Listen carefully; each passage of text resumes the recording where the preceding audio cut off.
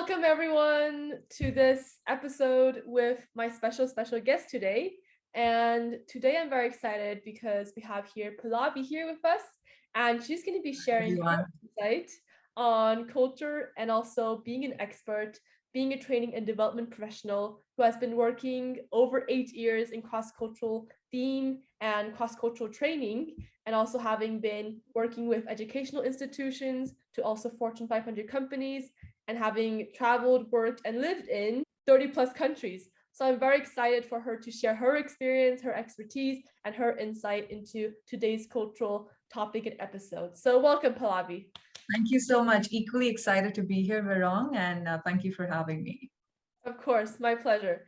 And before we dive into the topic, actually, Mhm. do you have anything else that you want to introduce yourself on besides what I've already mentioned and your, really exciting career so far? Is there anything you want to mention? Sure. Very briefly, I'm Palavi, and I'm currently based in Saudi Arabia, in Riyadh, the capital.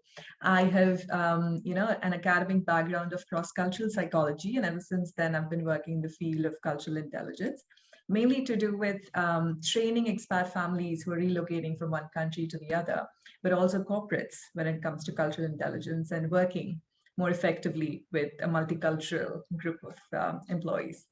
Right. So that's just a little bit about myself. Exciting, exciting.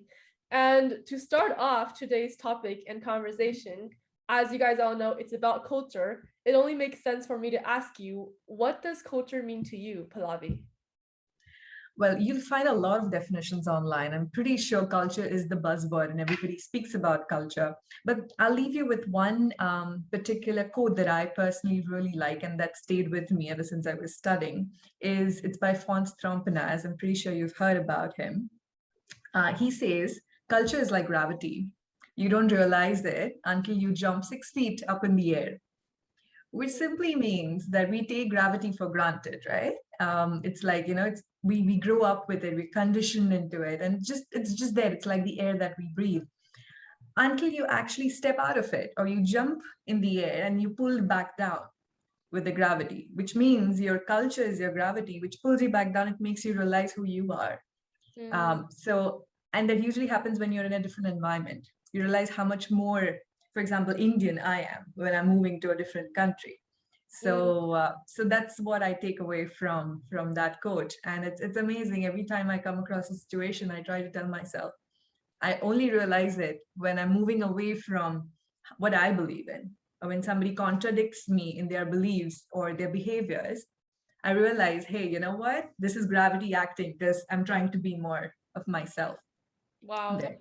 Yeah. Wow. Thank you for sharing that. That's actually the Yeah. first time I heard about it. So thank you for Really? sharing You that should really thought. use it. It's amazing. It, Yeah. I love it. Nice. And moving from that, what would you say was perhaps like a thought or an experience that you had which kind of Mhm. shifted your perception of culture and what you stand for it today? Sure. Very early on, when I was about 16 years old, that's the first time I left India to travel. And it was an Indo-German cultural exchange program. So that's when I lived with a local German family in Düsseldorf. And I realized that there's a whole different world outside of India where I grew up. So I think that was the first exposure to culture outside of India for me, Mm, with respect to the lifestyle, family values, punctuality, for example, or hospitality, for example, or gender roles. So I could see like my host dad was cooking a lot more than my host mom. And I'm thinking, well, in India, we have the moms cooking more than the dads do, right? So these cultural surprises and even some shocks that I came across while I was in Germany was my first encounter with cross-cultural exchange. And I think one of the reasons why I actually started getting into this field, or rather getting excited about this field. lovely. Awesome. Thank you for Yeah. explaining that. Yeah. Great. And moving more into the topic, I kind of want to understand your personal journey and you Mhm. being a cultural trainer. How did you actually even begin on this whole route? So what made you actually want to go into this whole discipline and this whole theme of being an intercultural trainer? Can you please Right. explain that? Sure. So I studied psychology in my undergrad. So it's a lot to do with minds and people. And So there were several streams to psychology. So clinical psychology, there's organizational behavior. So there's, child psychology, educational psychology, so all of this. But what particularly drew my interest to cross-cultural psychology, which I studied in my master's, is the fact that I'm extremely passionate about world culture. So that curiosity element was always there. And I love meeting new people, connecting with new people, interacting with them. So I thought, why don't I use my interpersonal skills to make that difference in bridging cultures? And Mm, that's how I got into this. So primarily it would be either to do training programs for corporates or helping expat families through counseling, through cross-cultural training, etc. So making that difference mm. makes me very satisfied about the job that I have taken up. That's definitely one thing. Awesome, awesome. And mentioning about the differences that you notice in culture, what is Mhm. one thing, or perhaps more, but one special thing that you notice that people have, like in terms of misconceptions of Saudi culture? And if you Mhm. want to go specific about culture in Riyadh, what's something that you Right. find that people have about misconceptions, misperceptions there? Yeah, I mean there are plenty, of course, because it's very easy to fall for lazy stereotypes, or not even that, just what you see in the media, for example, and that just doesn't apply to the Saudi culture, particularly the Saudi culture, I would say in this case. But one thing that stayed with me ever since I came in and I got asked by a lot of people was, is it safe? We Mm, hear a lot of things about, it's not very liberal, or you have to be covered up. What is it like? Is it safe? So I would just say, like, two elements to safety. It's not just it's definitely physical safety primarily, but men are extremely respectful of women here, like to a point that they wouldn't even maintain eye contact. It's they would probably look away, even if it's a doorman when you're entering a mall, for example. mm, But also they're very stringent laws to protect the safety of the citizens, not just women but also men. So mm, that is something that the times when I feel the safest in this city than I've even felt in India, for example, mm, right? But there would always be some pockets where you feel like they're underdeveloped, and you just sometimes have to use your common sense and be wise when you travel, or live in a different country, or your own for that matter. yeah. So that's one thing that I kept getting asked very often. In fact, I recently have a LinkedIn article where I've talked about what are the 5 top questions that I keep getting asked about living in Saudi I Arabia. saw that, and it was Yeah. excellent, by the way. Exactly. So, and I try to answer it so that it's also informative, but it's also very realistic. A question that came into my mind: what is something that you do, perhaps mentally, or something that you prepare yourself in doing, in being able to really integrate yourself in the culture? For example, as you mentioned, that eye contact wasn't Yeah, something that was very normal in right, Saudi culture. So how right. did you, in a way, mentally prepare yourself for that, or how did you, in a way, more smoothly able to adapt into that certain culture that you're not used to before? Right. I think it's setting your expectations right, but also being open to what comes your way. So if you come with your own cultural filter, that lens that you carry, say, for example, on your sunglasses, which are tinted, Yeah, you would try to see everything from how you are. So just yeah. being open about it, taking things as they go, and ask for help. Ask people around, befriend people around. And, Mm, it's okay to not know. It's okay to ask. So that works a great deal for me. Just making sure, assessing the environment, just diving into it, not just staying by myself, trying to just close up and see that, mm, figure out everything by myself. It's sure. always good to open up, ask, seek help, and be Mm, open about just the approach. So if you come with a positive approach, it will work out better I rather love than if you that. come with these preconceived notions about, it not going to work out. Sure. I Right. really like how you mentioned it, because that honestly applies to so many situations, because Yeah. it's really scary where your mind can take you. And if, for example, you already have a negative attitude towards something, you're Yeah. probably going to have a negative experience because you Very already true. trained your mind into that mindset. So I love Very that true. point that you mentioned. Yeah. Yeah. And following that, the next question I have is, can you actually name a experience or Mhm. something that you kind of learned from your experience in being in Riyadh and Saudi Arabia? So Mhm. what was one cultural experience or lesson that you found really valuable during this time here? An experience. I'd love to share a personal experience, which happened early on in my time in Riyadh. So when my husband and I moved here, it was a peak summer. It was June, July in 2019, and we didn't have a car then. It was just a couple of weeks after we moved here. So we used to Uber it around the city. and we had some documentation work, some official work we had to do before actually settled in. So we were in this office, and before our token was called out, it was prayer time. So if you know anything about the Middle Eastern culture, they pray five times. Like Muslims pray 5 times a day, right? And 4 out of those 5 times come during the wake times. So not in the middle of the night, but during the. So what happens is the official places or social places, for example, restaurants, cafes, offices, everything shut for about 30 minutes so that everybody can go perform their prayers and then come right back. So it would be shut. So they requested all of us to wait outside for half an hour till the prayer is over, and then we could come back in.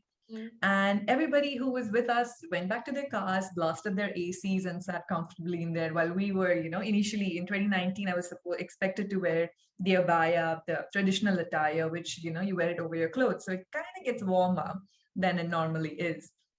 So I was standing there with my husband, and while we were doing that, there was a very kind Saudi gentleman who stepped out of his car, probably for a smoke, and said in Arabic, but we could get some words there.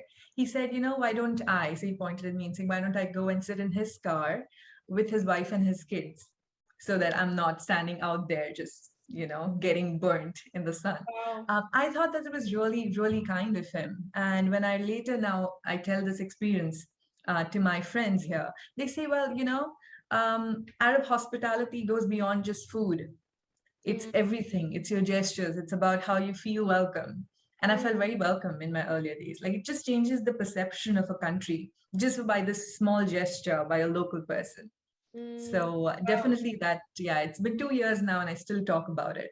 And that sort of is a classic example. When I say this to my Saudi friends, they'll be like, we're not one bit surprised. That's what we would do. It's just obvious. So, Wow. I mean, something that we take for granted may not be the same across the world. Thank you So, for sharing that story. I yeah, mean, as you probably already know, I really stress on storytelling and sharing yeah, your experiences to stories. yeah, And if you did not share it like that through that kind of a story, I probably wouldn't have been able to feel that emotion that you're in. yeah, So thank you very much for sharing it in right. the detail and kind of guiding me across like what you experienced back then. So that was really great. Now I'm gonna go into another topic, and Okay. it's about third culture kids. And Hmm. as you pretty much are aware, Raw Yeah, Culture's mission is to provide a community for third culture right. kids. Hmm. And third culture kids, for those who don't know, Yeah, are people who grew up in a country different than their parents. correct. So, besides knowing that definition, were you prior aware of what third culture kids were, and what was your experience with TCKs in general? Yeah. Right. So while I was hosting these cultural orientation workshops for expatriate families, there was a part of it was also to do with spousal support programs and youth training programs. So I've trained actually plenty of young kids who moved with their parents, confused, a little sad, but excited to make new friends. So there was a mix of emotions that I could see through the night. I could spend, depending on how old they are, I could spend about 4 to 5 hours with them. Just not training them, but I used to make it fun with activities and quizzes and just literally like coloring something or filling up a puzzle, etc. So for me, TCKs, when I read up about this topic, I realized that it's not just third culture kids, but some of them are cross culture kids. So it's not just, I mean, their parents could be in an interracial marriage as well. So there was one time that, the dad was Irish and the mom was Nigerian. And they had a Hungarian dog and they were moving to India with their mixed kids.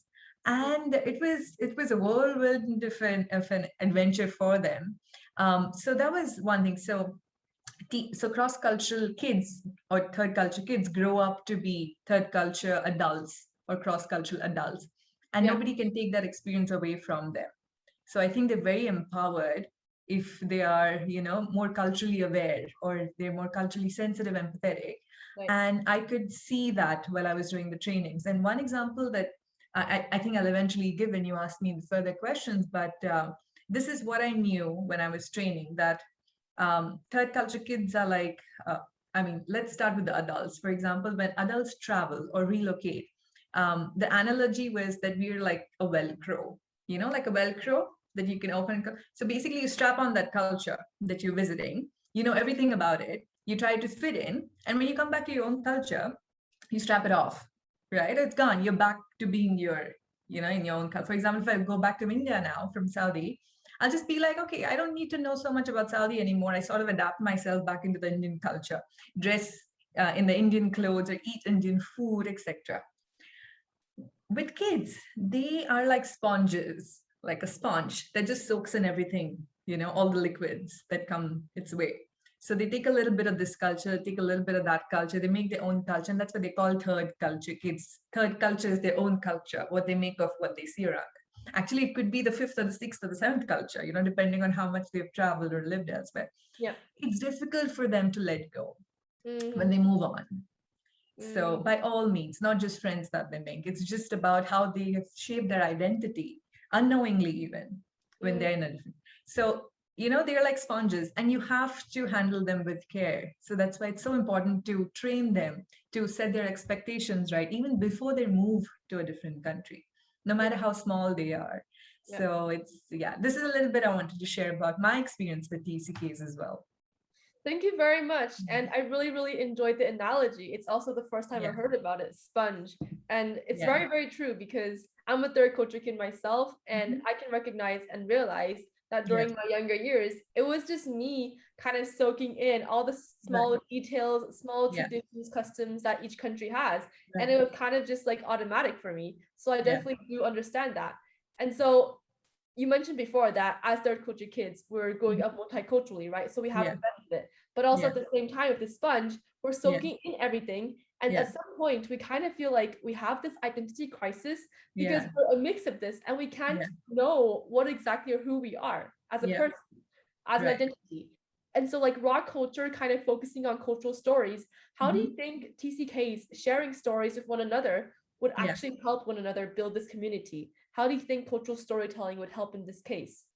I think firstly, rock culture is a brilliant platform for people to share stories, especially third culture kids or third culture adults, even or cross-cultural psychologists. So I wouldn't say it would just be limited to TCKs sharing stories because we have stories about TCKs as well. Studies show that TCKs are more likely to befriend another TCK in their course while they're in a different environment. So for sure that's one thing. And secondly, I'm actually surrounded by TCKs in Riyadh right now because from various age groups and various nationalities, and I see how much more empathetic they are to each other and how much more culturally aware they are. Imagine, and when I talk to their moms or their parents, they tell me that I can't imagine my kid in a homogeneous culture anymore. They Mm, have to be in a multicultural environment because that's how they adapt the most mm, to. So for the rest of their lives, they are going to crave for these, multicultural environments.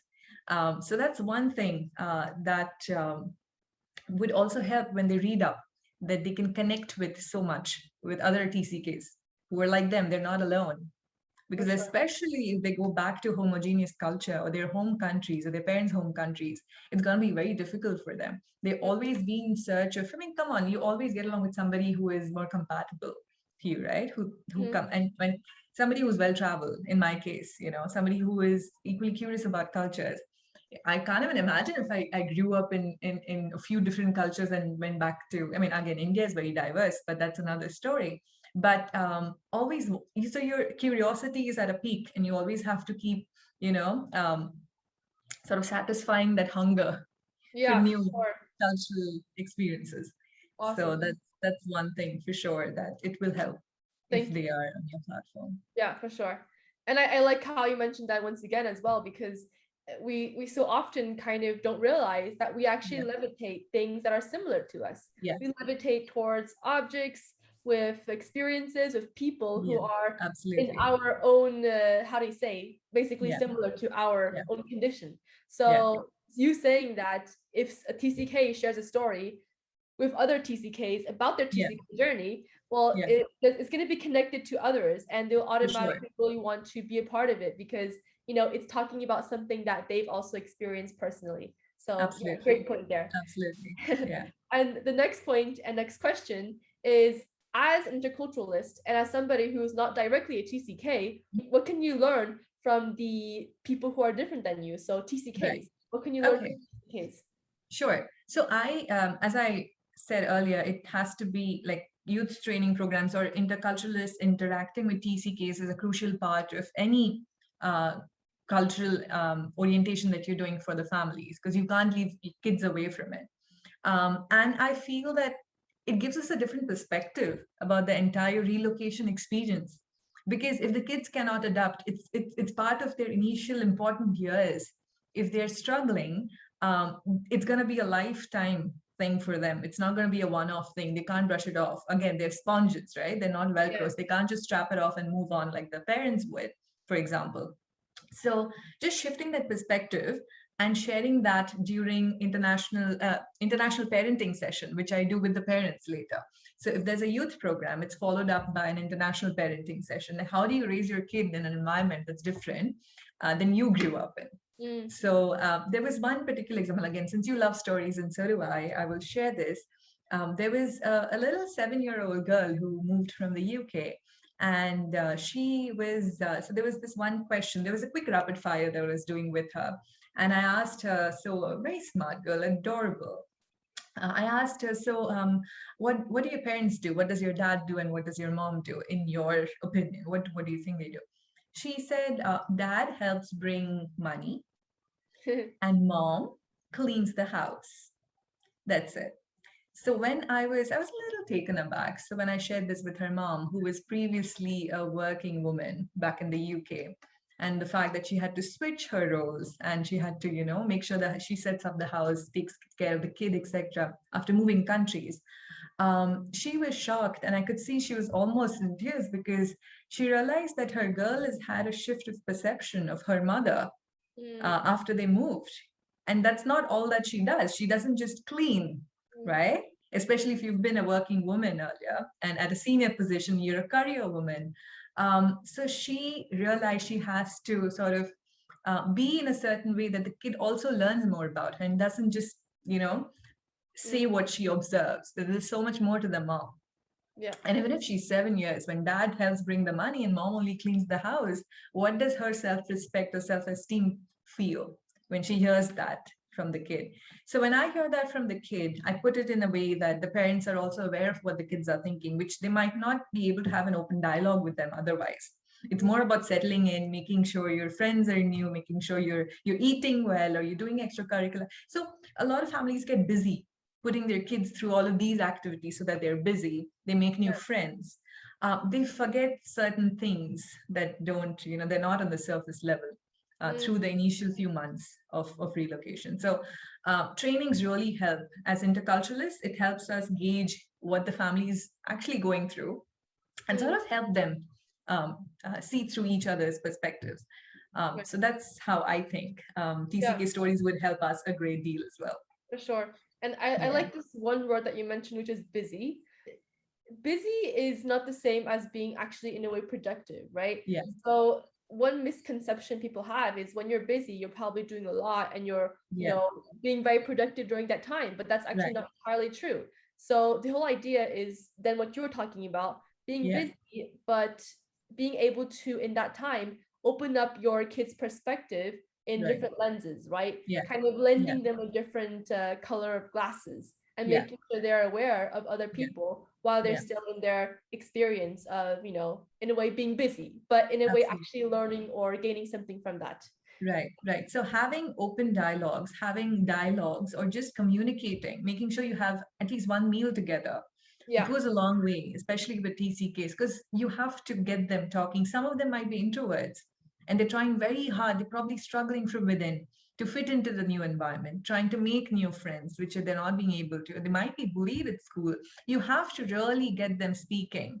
Mm. So, yeah, but it's not easy because the parents are trying to settle in their own way as well, right? Probably they're having a new challenging career move and settling the house, figuring out the utilities, just adapting to everything. Yeah. So it's like a package thing. It has to all go in together simultaneously, and especially in the crucial first 3 months while Yeah. they've moved. Yeah. So yeah. And you know what? Like that's the beauty of being in the intercultural field because it constantly triggers us to think in different perspectives and put Yeah. us in different people's shoes. Right. So we're automatically always triggered to think in that way. So it actually makes it easier for us to then kind of jump from one perspective to another because Yeah. we're kind of used to always placing ourselves in other people's shoes. So as Absolutely. interculturalists, I'm actually very, very, happy and, just thankful that it kind of forces us to think outside of our own box and For sure. not thinking only in marginalized ways. 100%. Yeah, Yeah. that's what I love about my job as well, right? It's always learning through every work that you do, every Yeah. training that you do. There's so much that you learn, and then Mhm. and when you travel as well, there's so much that you learn, and you sort of keep using it. It's never travel for leisure. It's always travel for learning, Sure. for me at least, 100. and it's work. Yes. It's really eventually work. So Awesome. And Palavi, now we're here to the last question. yeah. And as you know, I'm a lover of storytelling and stories. Can you please share one story that really impacted you in a significant way? Mm-hmm. They're plenty. They're plenty. And especially if it's a cultural thing, then there's more than plenty. But I'll leave you with one, which is very simple and with something that's something that everybody can learn from and probably even use to enhance your cultural intelligence. It's a personal story. Sometime in 2019, when I actually moved here, and when you move to Saudi Arabia, 3 months during the summer break, between the two Eid breaks, as they call it, 3 months, everybody travels, goes back to their home country, other Middle Eastern countries, etc. Yeah. So I didn't have any friends when I moved here. I come here in peak summer, I don't have any friends, and I'm really thinking like, is this even the place for me to be? Like, I'm really waiting for better days. For me, people make places. So unless I have the right people around me, it's always difficult for me to thrive. Mm. So luckily, we got a chance to travel to Europe in August. And while we were on one of these, we love walking tours, of the city. So while we were on one of these walking tours, my husband and I, we were supposed to quickly introduce ourselves.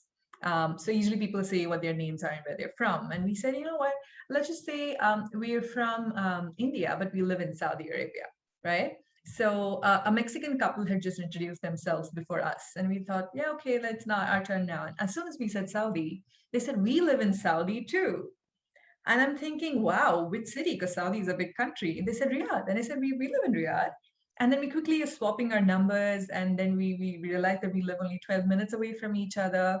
So it was amazing. So the reason I'm telling you this story is because as soon as I made friends with her, the lady, that she was my first friend.